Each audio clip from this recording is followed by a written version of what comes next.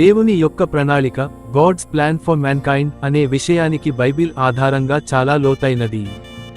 దీనిని సులభంగా అర్థమయ్యేలా కొన్ని ముఖ్య అంశాలుగా చెబుతాను.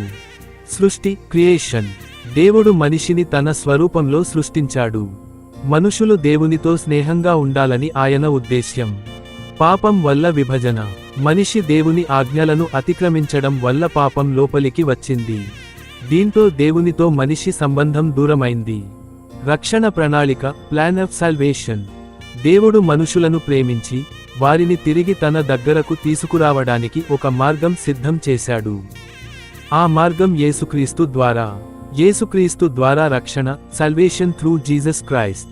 యేసు మన పాపాల కొరకు తన ప్రాణం అర్పించాడు.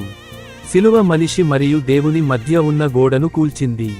ఆయనను నమ్మినవారు క్షమింపబడి దేవునితో తిరిగి సంబంధం పొందుతారు. మనము పశ్చాత్తాపంతో దేవుని వైపు తిరిగితే ఆయన మనలను క్షమించి మళ్ళీ తన స్నేహంలోకి తీసుకుంటాడు. పాపం స్నేహాన్ని విరిచింది, కానీ యేసు ప్రేమ దాన్ని తిరిగి కలిపింది. దేవుడు నిన్ను వెతుకుతున్నాడు, స్నేహితుడిగా మళ్ళీ నీతో నడవడానికి.